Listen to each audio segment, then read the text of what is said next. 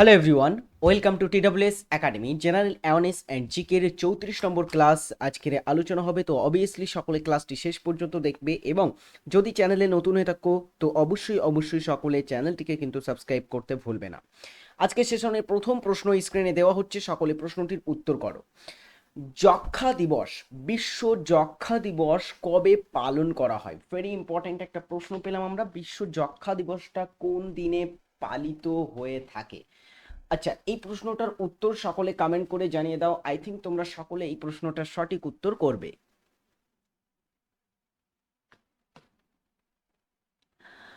চলো, সুন্দর প্রশ্ন। প্রথম প্রশ্নের উত্তরটা হচ্ছে বিশ্ব যক্ষ্মা দিবস পালিত হয়ে থাকে 24 মার্চ। 24 মার্চ পালন করা হয়। পরেরটা, হরপ্পা সভ্যতার ম্যানচেস্টার বলা হয় কোনটিকে? চলো আরো একটা সুন্দর প্রশ্ন। হরপ্পা সভ্যতা, হরপ্পা সভ্যতা বা সিন্ধু সভ্যতা, সিন্ধু সভ্যতাটাকেই হরপ্পা সভ্যতা বলা হয়, কারণ হরপ্পান সাইটটা ছিল সিন্ধু বা ইন্দাস ভ্যালি সিভিলাইজেশনের প্রথম আবিষ্কৃত কোনো প্রত্নক্ষেত্র, এই কারণে। সো হরপ্পান সাইট বা সিন্ধু সভ্যতার ম্যানচেস্টার বলা হয় লোথালকে। লোথাল তোমরা নিশ্চয়ই জানো কোথায় আছে এটা। লোথাল হচ্ছে এটা গুজরাট রাজ্যে পড়ে থাকে। গুজরাট রাজ্যের মধ্যে আসে লোথাল, এবং এই লোথাল এটাকে হরপ্পা সভ্যতার ম্যানচেস্টার বলা হয়। এটাকে হরপ্পা সভ্যতার প্রচুর প্রাচীন বন্দরের এখানে কিন্তু উল্লেখ পাওয়া যায়। এই হরপ্পা সভ্যতাতে কিন্তু প্রাচীন বন্দর ছিল, ধান চাষের নিদর্শন পাওয়া যায় লোথালে। এবং এই লোথালটা একটা নদীর তীরে আছে। কোন নদীর তীরে? মনে রাখবে, এটা ভোগাবো বলে নদীর তীরে এটা আছে।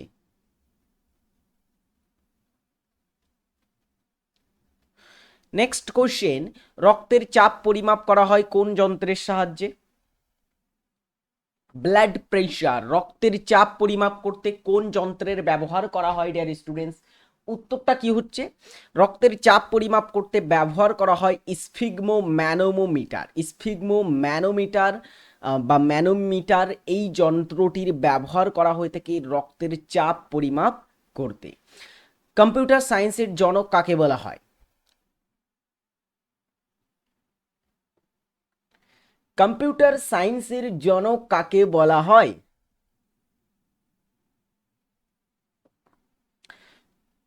অনেক স্টুডেন্টস চার্লস ব্যাবেজ উত্তর করবে, তাদেরকে বলে রাখি চার্লস ব্যাবেজ করলে ভুল হবে। চার্লস ব্যাবেজ হচ্ছেন তিনি কম্পিউটারের জনক, নট কম্পিউটার সায়েন্সের।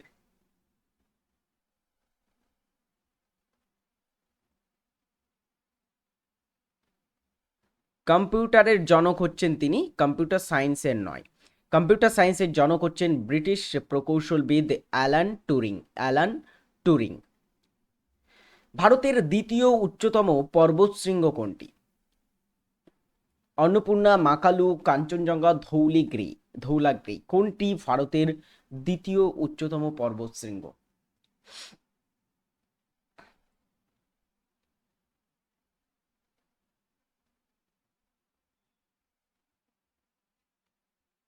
চলো, ভারতের দ্বিতীয় উচ্চতম শৃঙ্গটির নাম হচ্ছে কাঞ্চনজঙ্ঘা। কাঞ্চনজঙ্ঘা শৃঙ্গ ভারতে অবস্থিত দ্বিতীয় শৃঙ্গ, এটা সিকিম রাজ্যের মধ্যে পড়ে। আচ্ছা, তাহলে ভারতের উচ্চতম শৃঙ্গ কি? দ্বিতীয় উচ্চতম যদি কাঞ্চনজঙ্ঘা হয়, আর সবচেয়ে উচ্চতম হচ্ছে K2 বা গার্ডেন অস্টিন, হচ্ছে ভারতের মধ্যে সবচেয়ে উচ্চতম শৃঙ্গ। পৃথিবীর দ্বিতীয় উচ্চতম কিন্তু ওটা। আবার ওজন গহ্বর শব্দটি প্রথম ব্যবহার করেন কোন বিজ্ঞানী? প্রথম কে ওজন গহ্বর পর্যবেক্ষণ করেন বা ওজন গহ্বর শব্দটি, ওজন হোল বা ওজন গহ্বর এই শব্দটি ব্যবহার করেছিলেন? আচ্ছা, ওজন সম্পর্কে একটু বলে রাখি। ওজন হচ্ছে 3টে অক্সিজেন অণু নিয়ে গঠন হয়। ওজনের সংকেত হচ্ছে, ওজন গ্যাসের সংকেত হচ্ছে O3। 3টে অক্সিজেন অণু থাকে এর ভিতরে। এবারে এই ওজন গ্যাসটা প্রথম আবিষ্কৃত হয়েছিল তোমার 1900 সরি 1839-40-এর দিকে। 1839-40-এর দিকে প্রথম একজন ব্যক্তি, স্কোবনি বলে একজন জার্মান বিজ্ঞানী ছিলেন। স্কনবি, যিনি একজন জার্মান বিজ্ঞানী ছিলেন, তিনি প্রথম ওজন গ্যাসের উপস্থিতি বা ওজন স্তরের উপস্থিতি লক্ষ্য করেছিলেন। ওজন গ্যাসটা তো কোথায় থাকে? এটা থাকে স্ট্র্যাটোস্ফিয়ারে, তাই না? স্ট্র্যাটো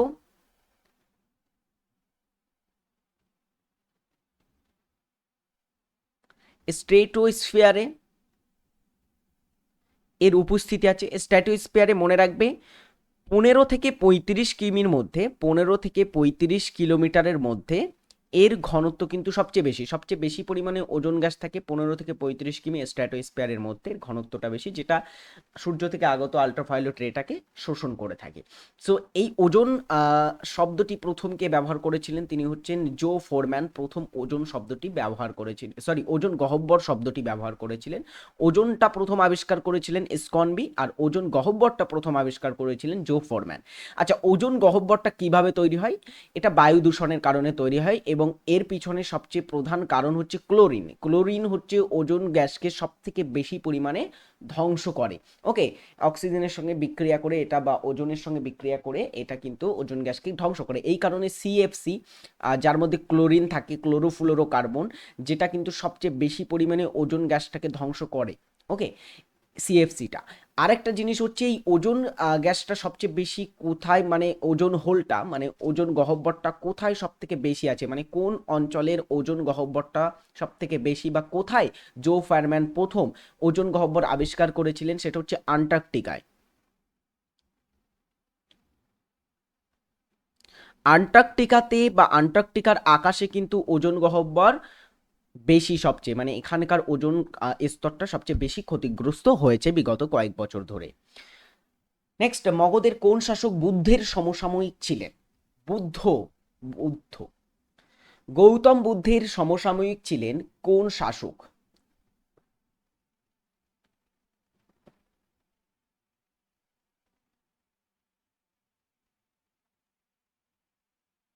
মগধের কোন শাসক বুদ্ধের সমসাময়িক ছিলেন ডিয়ার স্টুডেন্টস? সেটা হচ্ছে অজাতশত্রু, যিনি বুদ্ধের সমসাময়িক ছিলেন। তিনি শুধু বুদ্ধ নয়, ইনি জৈন ধর্মের 24তম তীর্থঙ্কর মহাবীরের সমসাময়িক কিন্তু ছিলেন।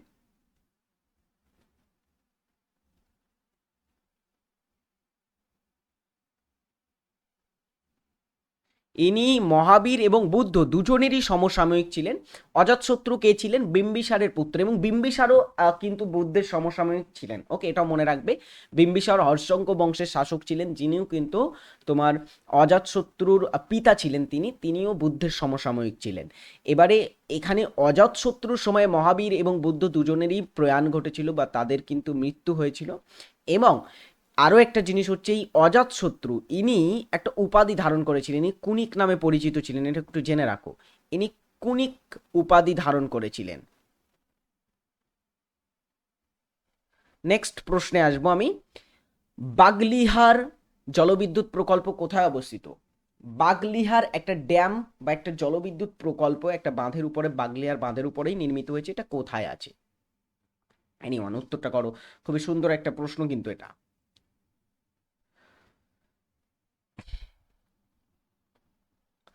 অ্যান্সারটা হচ্ছে জম্মু ও কাশ্মীরে অবস্থিত হচ্ছে বাগলিহার জলবিদ্যুৎ প্রকল্পটা, জম্মু ও কাশ্মীর কেন্দ্রশাসিত অঞ্চলে। কোন নদীর উপরে আছে এটা যদি প্রশ্ন আসে, মনে রাখবে এটা হচ্ছে চেনাব নদীর উপরে। চেনাব নদীর উপরে এই বাঁধটা আছে, এবং তাকে কেন্দ্র করেই এই জলবিদ্যুৎ প্রকল্পটি গড়ে উঠেছে। আচ্ছা, জম্মু কাশ্মীরে আরও কিন্তু কিছু ফেমাস জলবিদ্যুৎ প্রকল্প আছে, যেমন দুলহস্তি জলবিদ্যুৎ প্রকল্প, দুলহস্তি জলবিদ্যুৎ প্রকল্প আছে এখানে। সালাল জলবিদ্যুৎ প্রকল্প, এই দুটো কিন্তু খুবই ইম্পর্টেন্ট। এছাড়া আরও কয়েকটা নাম ইম্পর্টেন্ট বলে দিচ্ছি তোমাদের। চেনানি জলবিদ্যুৎ প্রকল্প, চেনানি জলবিদ্যুৎ প্রকল্প এখানে। তারপরে তোমার সেউয়া জলবিদ্যুৎ প্রকল্প,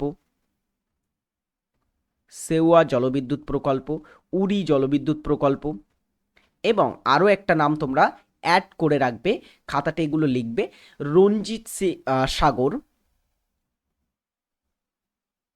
রঞ্জিত সাগর জলবিদ্যুৎ প্রকল্প।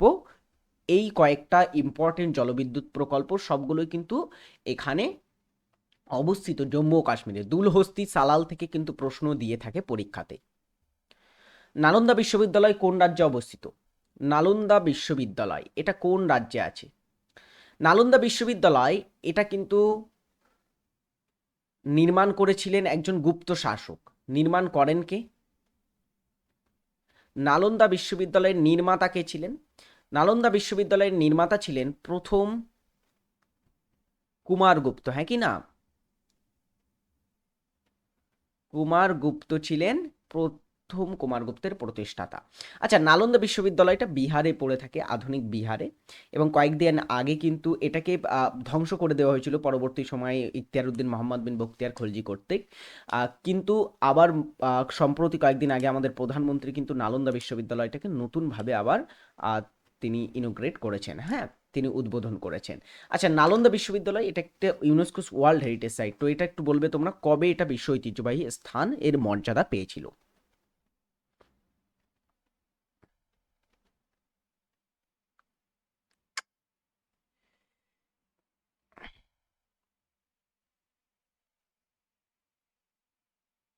UNESCO world heritage site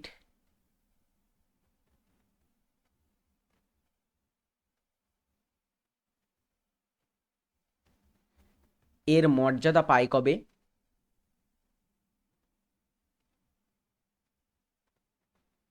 Nalanda বিশ্ববিদ্যালয়টা ইউনেস্কোস world heritage সাইটের মর্যাদা পেয়েছিল 2016 সালে। ওকে, 2016 সালে। নেক্সট, কর্ণব মালেশ্বরী নিম্নের কোন খেলার সাথে যুক্ত ছিলেন? কর্ণব মালেশ্বরী ইনি কোন খেলার সাথে যুক্ত ছিলেন? কর্ণব মালেশ্বরী সম্পর্কে একটা ছোট্ট পয়েন্ট তোমাদের বলে রাখি। কর্ণব মালেশ্বরী হচ্ছেন প্রথম ভারতীয় ভারতীয় মহিলা যিনি অলিম্পিকে পদক জেতেন।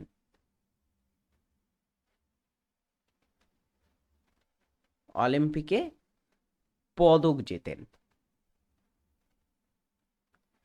তিনি যুক্ত ছিলেন ভার উত্তোলন, ওয়েট লিফটিং এর সঙ্গে। তিনি একজন ভার উত্তোলক, এবং তিনি 2000 সালে সিডনিতে, অস্ট্রেলিয়ার সিডনিতে একটা অলিম্পিক হয়, সেখানে তিনি জিতেছিলেন ব্রোঞ্জ পদক, যেটা প্রথম ব্যক্তিগত মহিলা হিসাবে ব্রোঞ্জ পদক ছিল ভারতীয়দের মধ্যে। আজকে তোমাদের একটা হোমওয়ার্ক দিয়ে রাখবো, সেটা হচ্ছে মহাত্মা গান্ধীর রাজনৈতিক গুরু কে ছিলেন? কমেন্ট করে এটার উত্তর সকলে জানিয়ে যাবে।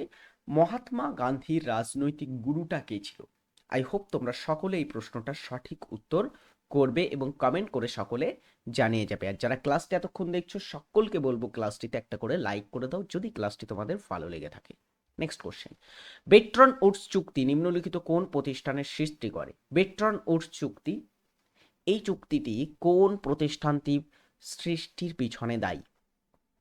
সম্মিলিত জাতিপুঞ্জ, সম্মিলিত জাতিপুঞ্জের শিক্ষা, বৈজ্ঞানিক ও সাংস্কৃতিক সংস্থা, অর্থাৎ এটাকে ইউনেস্কো মানে United Nations Education and Scientific and Cultural Organization. আরেকটা হচ্ছে আইএমএফ বা আন্তর্জাতিক মুদ্রা তহবিল, এবং আইএলও ইন্টারন্যাশনাল লেবার অর্গানাইজেশন বা শ্রমিক সংস্থা। এখানে কোনটি বেট্রন উডস চুক্তির জন্য প্রতিষ্ঠিত হয়েছিল? বেট্রন উডসটা এটা আমেরিকার একটা স্থান, যেই স্থানে এই চুক্তিটি স্বাক্ষরিত হয়েছিল 1944 সালে বেট্রন উডস চুক্তি স্বাক্ষরিত হয়। ওকে, এবং এই চুক্তি স্বাক্ষর করার ফলে আন্তর্জাতিক মুদ্রা তহবিলের সৃষ্টি হয়েছিল। আন্তর্জাতিক মুদ্রা তহবিলটা 1944-এই প্রতিষ্ঠিত হয়, এবং এর সঙ্গে বেট্রন উডসে আরও একটা তোমার প্রতিষ্ঠান এর দ্বারা সৃষ্টি হয়, যেটা হচ্ছে ওয়ার্ল্ড ব্যাংক। ওয়ার্ল্ড ব্যাংক, বিশ্ব ব্যাংক বা তোমার হচ্ছে আন্তর্জাতিক মুদ্রা তহবিল, দুটোই বেট্রন উডসের ইনস্টিটিউট।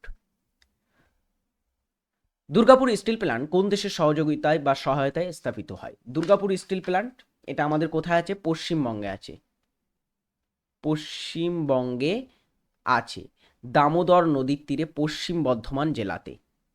পশ্চিম বর্ধমান জেলাতে পড়ে এটা, এবং কোন নদীর তীরে আছে এটা? দামোদরের তীরে। সো এখানেই দুর্গাপুর স্টিল প্ল্যান্টটা কাদের সহায়তায় গড়ে উঠেছিল? ব্রিটেনের সহায়তায়। সকলে আশা করবো এটা সঠিক উত্তর করেছো। Next question, DVC Damodar valley corporation বা ডিভিসি পরিকল্পনা গৃহীত হয় কোন সালে? দামোদর ভ্যালি পরিকল্পনাটা কবে গৃহীত হয়েছিল?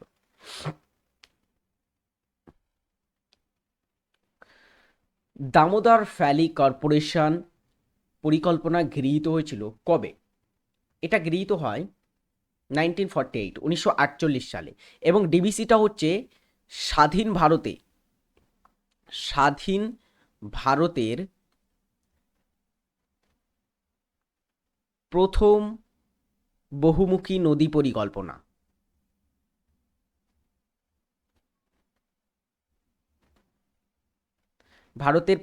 স্বাধীন ভারতের প্রথম বহুমুখী নদী পরিকল্পনার নাম কি? সেটা হচ্ছে ডিভিসি।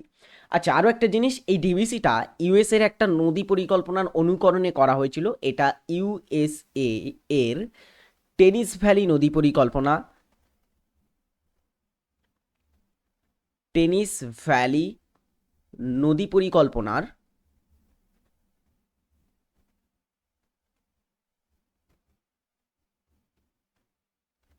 অনুকরণে করা হয়।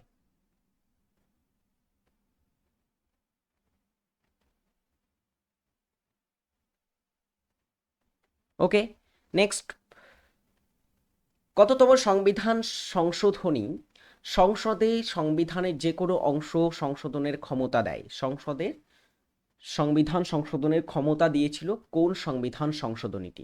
সংবিধান সংশোধনী তোমরা নিশ্চয়ই জানো, 368 নং ধারা। এখানে এটা সংবিধান সংশোধন করা যায় এই ধারা অনুসারে। এবং ভারতের সংবিধান সংশোধনের দায়িত্বে কারা থাকে? সেটা হচ্ছে সংসদ, কিন্তু সংবিধান সংশোধন করতে পারে। সো সংসদকে সংবিধান সংশোধনের ক্ষমতা বিশেষ করে আরও বাড়িয়ে দেওয়া হয়েছিল, সেটা হচ্ছে 24তম সংবিধান সংশোধনীর মাধ্যমে। 24তম সংবিধান সংশোধনীটা কবে হয়েছিল? এটা হয়েছিল 1971, 1971 সালে 24তম সংবিধান সংশোধনীটা করা হয়েছিল।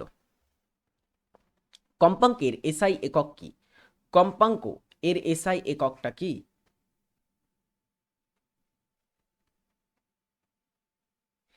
বলো, সুন্দর একটা প্রশ্ন পেলাম আমরা। কম্পাঙ্কের এসআই এককটা কি? সো ডিয়ার স্টুডেন্টস, উত্তরটা কি হচ্ছে? কম্পাঙ্কের এসআই একক হচ্ছে হার্জ, হচ্ছে কম্পাঙ্কের এসআই একক। ঠিক আছে।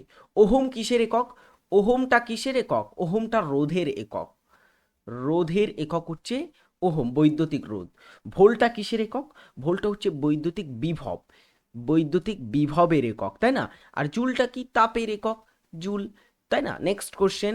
আচ্ছা, তার আগে বলে রাখি, TWS একাডেমি অ্যাপে আমাদের কাছ থেকে তোমরা ভর্তি হয়ে সেরা চাকরি প্রিপারেশন নিতে পারবে। বিগত কয়েক বছর ধরে স্যারেরা তোমাদের প্রিপারেশন দিয়ে আসছে। যারা এখনও ভর্তি হন আমাদের TWS একাডেমিতে, অবভিয়াসলি তোমরা TWS একাডেমি অ্যাপটিকে ডাউনলোড করো এবং আজকেই নিজের নাম এনরোল করো এবং চাকরির প্রস্তুতি নেওয়া শুরু করে দাও। পরের প্রশ্ন, আয়ারল্যান্ডের রাজধানীর নাম কি? দারুণ একটা প্রশ্ন। আয়ারল্যান্ড দেশের রাজধানীর নাম কি?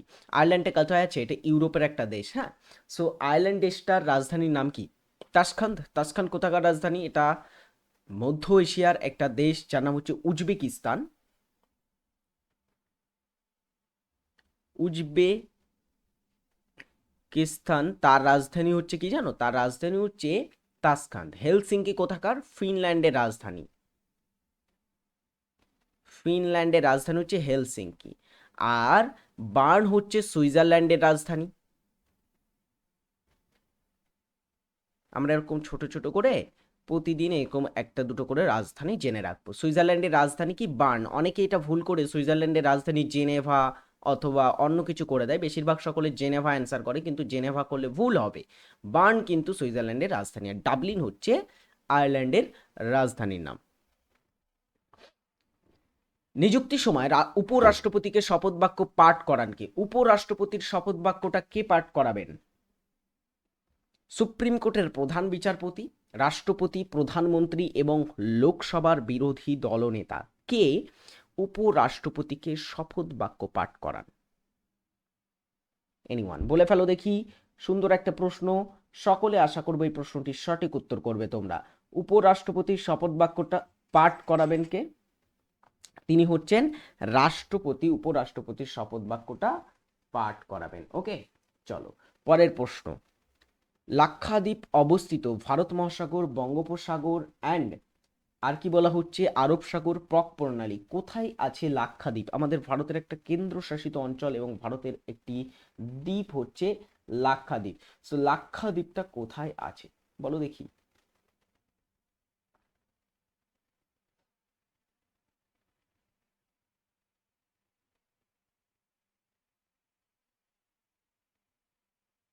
লাক্ষাদ্বীপটা কোথায় আছে? লাক্ষাদ্বীপটা হচ্ছে আরব সাগরে অবস্থিত, ঠিক আছে? আরব সাগর অঞ্চলের একটা দ্বীপ হচ্ছে লাক্ষাদ্বীপ। ভারতের দুটি দ্বীপপুঞ্জ অঞ্চল আছে, একটা আরব সাগরে এবং একটা বঙ্গোপসাগরে। বঙ্গোপসাগরে আছে আন্দামান ও নিকোবর দ্বীপপুঞ্জ, আন্দামান ও নিকোবর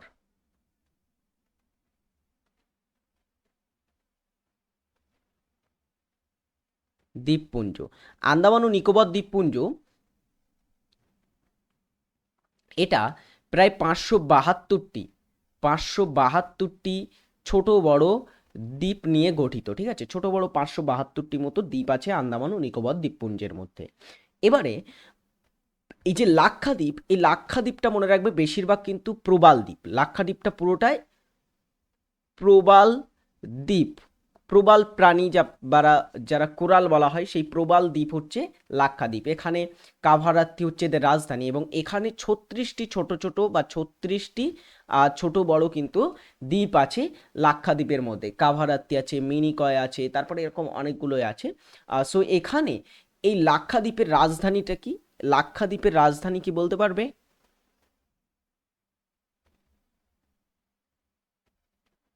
লাক্ষাদ্বীপের ক্যাপিটাল হচ্ছে কাভারাত্তি। আচ্ছা, এতটাই যখন বলে দিলাম, তাহলে এটাও বলে দিই, লাক্ষাদ্বীপে তোমার লেফটেন্যান্ট গভর্নর বা এলজির শাসন চলে, কারণ এটা একটা কেন্দ্রশাসিত অঞ্চল। সো লাক্ষাদ্বীপের লেফটেন্যান্ট গভর্নরকে প্রফুল্ল প্যাটেল।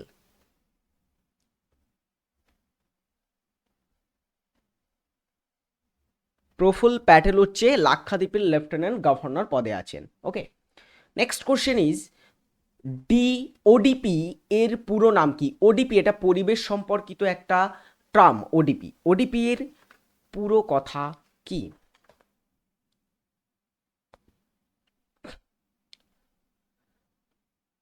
ওডিপির পুরো কথা হচ্ছে ওজোন ডেপ্লেশন পোটেনশিয়াল। ওজোন ডেপ্লেশন পোটেনশিয়াল হচ্ছে এর পুরো কথা, অর্থাৎ ওজোন ক্ষয়ের সম্ভাবনা। ওজোন ক্ষয়ের সম্ভাবনা, এটা হচ্ছে ওডিপির পুরো কথা। ইন্ডিয়ান মিরর পত্রিকার সম্পাদক ছিলেন কে? ইন্ডিয়ান মিরর নামক এই পত্রিকাটির সম্পাদনা কে করতেন?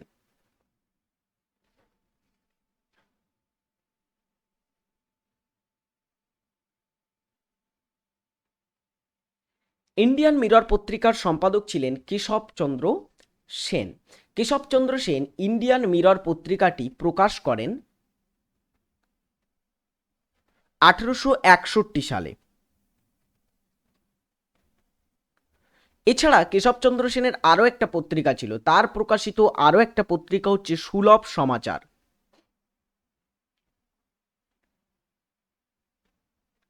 সুলভ সমাচার নামে আরও একটা পত্রিকা তিনি প্রকাশ করেছিলেন। এটা প্রকাশিত হয়েছিল 1870 সালে। 1870 সালে এটা প্রকাশিত হয়। পশ্চিমবঙ্গের কোন জেলা রেশম শিল্পের জন্য বিখ্যাত?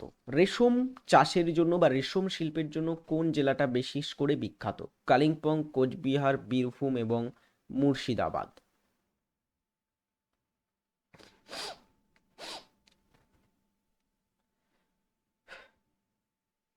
পশ্চিমবঙ্গের মুর্শিদাবাদ জেলাটা রেশম চাষের জন্য বিশেষ করে বা রেশম শিল্পের জন্য বিখ্যাত। United Nations human rights council, 22 নম্বর কোশ্চেনটা হচ্ছে কি? United Nations, UNHRC, United Nations human rights commission বা মানবাধিকার কমিশন বিশ্ব জাতিপুঞ্জের, সেটা সদর দপ্তর কোথায় আছে?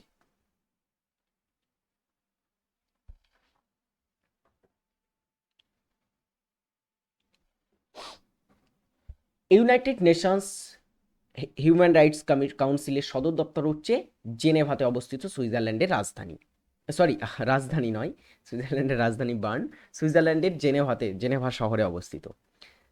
কে সম্প্রতি নতুন কেন্দ্রীয় স্বরাষ্ট্র সচিব হিসাবে দায়িত্ব নিয়েছেন? সম্প্রতি কে কেন্দ্রীয় স্বরাষ্ট্র সচিবের দায়িত্ব গ্রহণ করেছেন?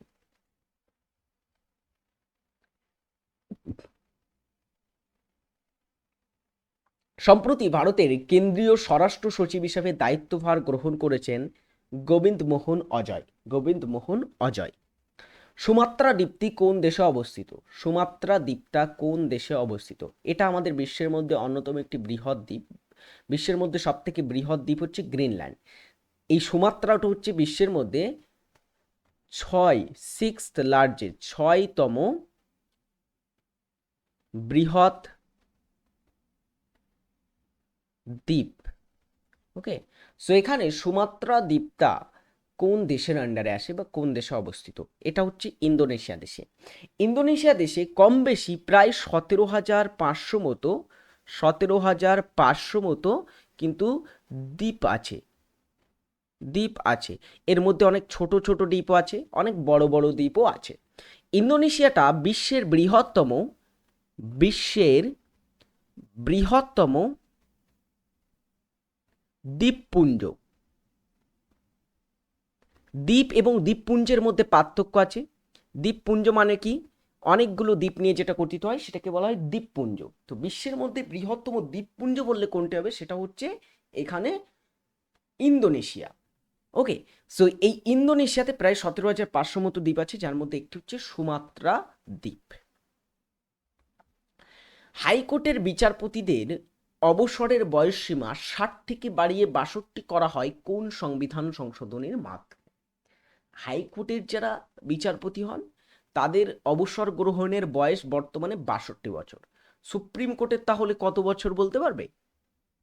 সুপ্রিম কোর্টের কত বছর? সুপ্রিম কোর্টের যারা বিচারপতি হন তাদের অবসর গ্রহণের বয়স হচ্ছে 65 বছর।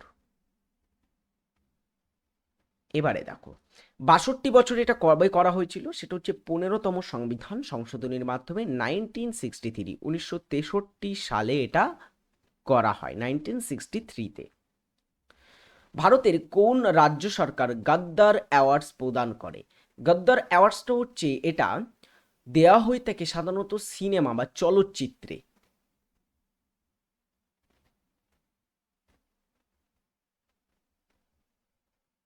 চলচ্চিত্র, সিনেমা বা মুভি যেটাই বলো সেই ক্ষেত্রে কিন্তু গদ্দার অ্যাওয়ার্ডসটা দেওয়া হয় এবং এটা দিয়ে থাকে তেলেঙ্গানা সরকার। ভারতে ছদ্ম বেকারত্ব প্রধানত কোন ক্ষেত্রে সর্বাধিক? ছদ্ম বেকারত্ব কাকে বলা হয় জানো? ছদ্ম বেকারত্ব বলা হয় সেই সমস্ত বেকারত্বকে যেখানে ধরো কোনো একটা কাজ করতে 10 জনের প্রয়োজন, 10 জন সেই কাজটা করলে সেই কাজটা কমপ্লিট হয়ে যাবে, কিন্তু সেক্ষেত্রে 10 জনের জায়গায় শ্রমিক তোমার আছে 20 জন। তো বাকি 10 জন শ্রমিক কি হলো? সেটা ফালতু হয়ে গেল। তারা কিন্তু কাজ করছে কিন্তু সেই পরিমাণ মতো কাজ করছে না, এটাকে ছদ্ম বেকারত্ব বলা হয়। অর্থাৎ যতটা কাজ আছে তার থেকে বেশি শ্রমিক থাকে, এই ধরনের বেকারত্ব বর্তমানে আমাদের ভারতে দেখা যাচ্ছে। বিভিন্ন সেক্টরে এই বেকারত্ব দেখা যাচ্ছে, কিন্তু কৃষিক্ষেত্রে এই ধরনের বেকারত্ব কিন্তু প্রথম লক্ষণীয় এবং সব থেকে বেশি লক্ষণীয়, অর্থাৎ কাজের থেকে শ্রমিক বেশি। ওকে, পরেরটা, ফিতাকৃমির রেচন অঙ্গের নাম কি? ফ্লেম কোষ, নেফ্রিডিয়া, ম্যালপিজিয়ান নালিকা এবং সবুজ গ্রন্থি। ফিতাকৃমি এদের রেচন অঙ্গের নাম কি? ফিতাকৃমির রেচন অঙ্গকে বলা হয় ফ্লেম কোষ। নেফ্রিডিয়া কেঁচো জোকের রেচন অঙ্গ, কেঁচো এবং জোঁক এদের রেচন অঙ্গের নাম কি? নেফ্রিডিয়া। ম্যালপিজিয়ান নালিকা কার? আরশোলার। আরশোলা, তারপরে ফড়িং যারা সন্ধিপতি প্রাণী হয়। সবুজ গ্রন্থিকার? চিংড়ির রেচন অঙ্গের নাম হচ্ছে সবুজ গ্রন্থি। এলাহাবাদ প্রশস্তি রচনা করেন হরিসেন, অশ্বঘোষ, বাণভট্ট, রবিকীর্তি। এলাহাবাদ প্রশস্তিটা কে রচনা করেছিলেন? আচ্ছা, তার আগে একটা জিনিস বলবি, এলাহাবাদ প্রশস্তি থেকে আমরা কার সম্বন্ধে জানতে পারি? কার সম্বন্ধে? এলাহাবাদ প্রশস্তি থেকে আমরা জানতে পারি রাজা সমুদ্রগুপ্তের সম্পর্কে, হ্যাঁ কি না?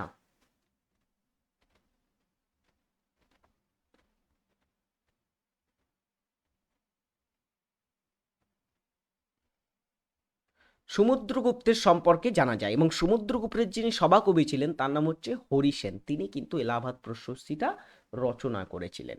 নেক্সট হচ্ছে নিম্নের কে সম্প্রতি ওয়েস্টার্ন ইন্ডিয়া বিলিয়ার্ডস এবং স্নুকার চ্যাম্পিয়নশিপ জিতেছে? Western India billiards and snooker চ্যাম্পিয়নশিপটা জিতেছে কে? এখানে বিখ্যাত একজন বিলিয়ার্ডস খেলোয়াড় আছেন যার নাম হচ্ছে পঙ্কজ আদবানি। ইনি বিলিয়ার্ডস বা স্নুকারের সাথে যুক্ত ব্যক্তি। ওকে, চলো আজকের ক্লাসটি এখানেই শেষ। ডিয়ার স্টুডেন্টস, কেমন লাগলো ক্লাসটি অবভিয়াসলি সকলে কমেন্ট করে জানাতে ভুলবে না। ক্লাসটি ভালো লাগলে সকলে একটা করে লাইক করে দেবে এবং বন্ধুদের কাছে শেয়ার করতেও কিন্তু ভুলবে না। ভালো থাকবে। যারা শেষ পর্যন্ত দেখলে তারা মনোযোগ দিয়ে আশা করবো পড়াশুনো করছো এবং পড়াশুনোটা এইভাবেই কিন্তু কন্টিনিউ করে চালিয়ে যাবে তোমরা। ভালো থাকবে, সুস্থ থাকবে, নিজের খেয়াল রাখবে, পরিবারের খেয়াল রাখবে। বাই।